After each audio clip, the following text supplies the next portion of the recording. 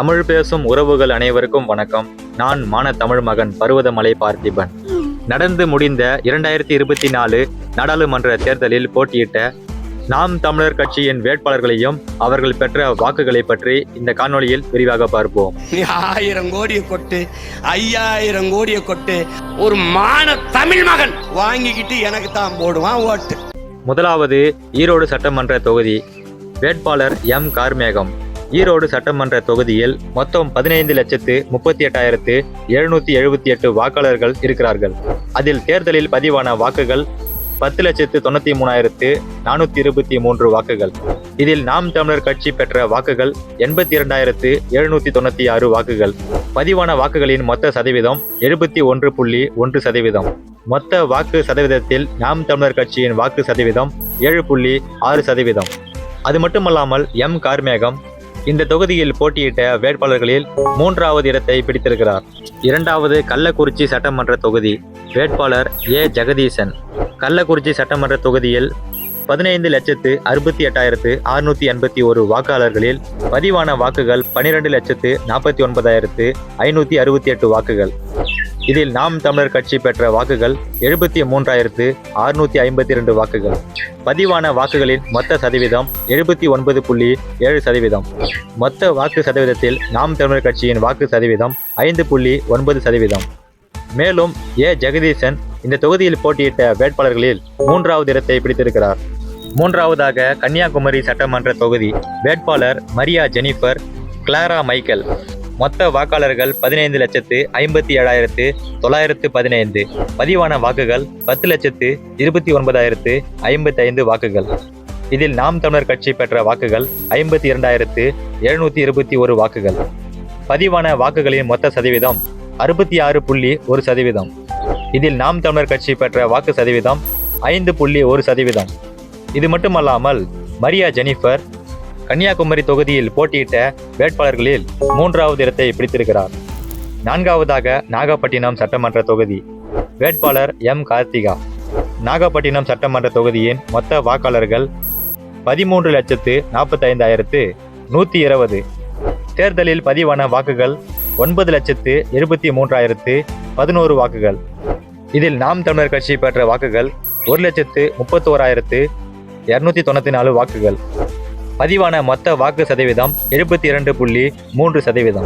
இதில் நாம் தமிழர் கட்சியின் வாக்கு சதவீதம் 13.5%.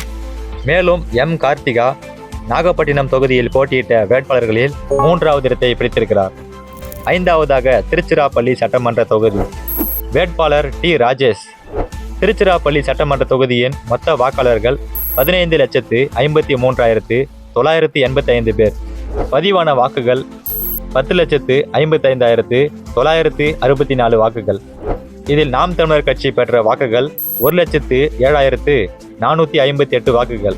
பதிவான மொத்த வாக்குகளின் வாக்கு சதவீதம் 68%.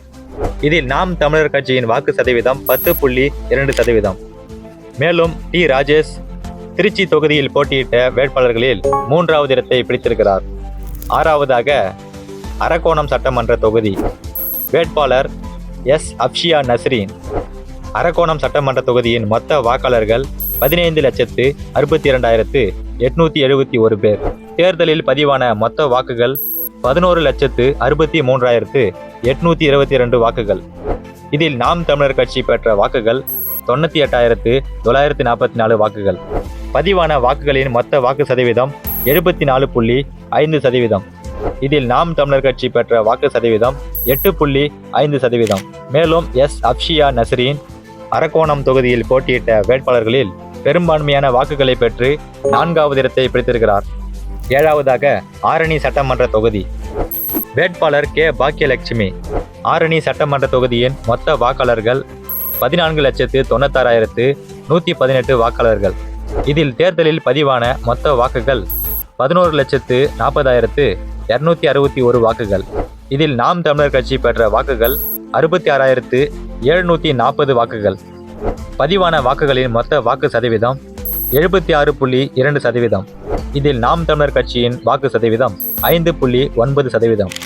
இது மட்டுமல்லாமல் கே பாக்கியலட்சுமி ஆரணி சட்டமன்ற தொகுதியில் போட்டியிட்ட வேட்பாளர்களில் பெரும்பான்மையான வாக்குகளை பெற்று 4வது இடத்தை பிடித்திருக்கிறார்.